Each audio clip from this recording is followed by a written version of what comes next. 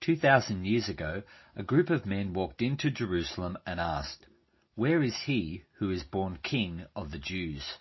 And so threw Jerusalem into a panic. They already had a king, Herod. The appearance of another king in the same neighborhood, already on the brink of war, was not exactly promising news. The scene in Matthew presents us with two kings held up side by side for us to consider. The question is, who do you want as your king, and what would separate the reign of Jesus from all other contenders to the throne? Matthew separates these two kings in a number of ways, starting with an exaltation in the glory of King Jesus from Micah chapter 5.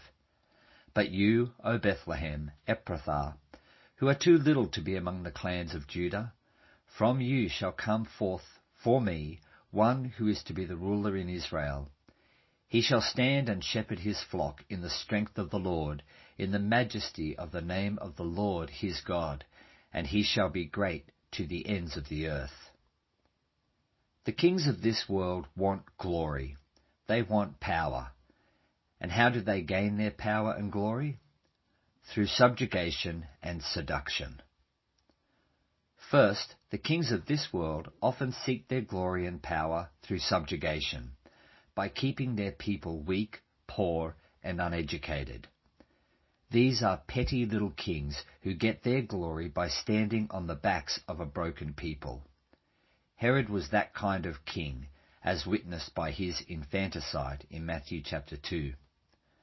Such kings tend to have a political history that includes, among other things, a policy of forced starvation, slavery, and enforced labor.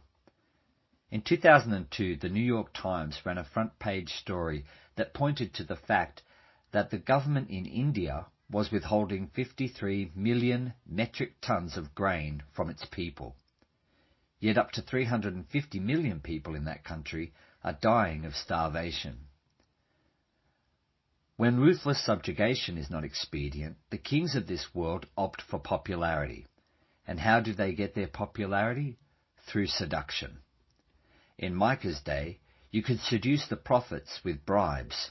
In Herod's day, the people were seduced into compliance through all the beautiful buildings Herod had made to placate the masses. In our own day, all it takes is a politician to offer some free money or a new mobile phone, and, being the lovers of toys that we are easily seduced. Jesus would also receive glory, but it would not be through subjugation or seduction. It would be through service and self-sacrifice.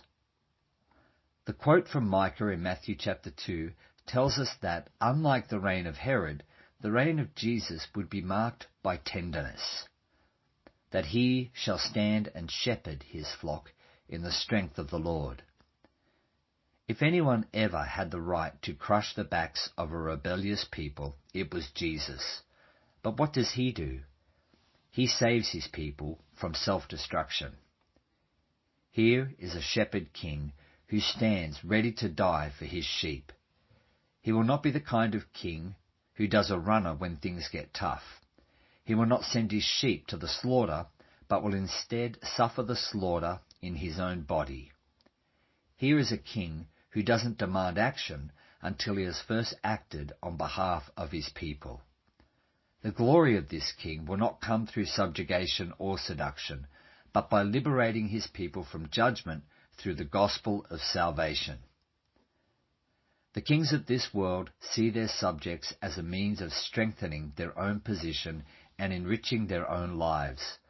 But here is a king who will not only be strong for you, but his reign will make you strong.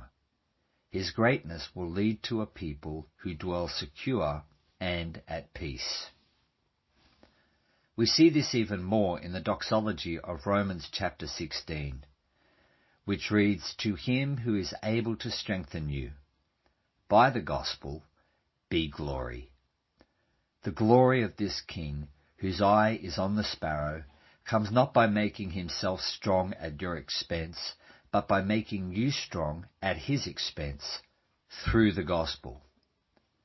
People, for the most part, outgrow Santa, But we never outgrow our need of the gospel. We don't start with the gospel and then leave it behind for something else. Our King will strengthen us with the gospel in all its colour, depth, beauty and variation until the day we die.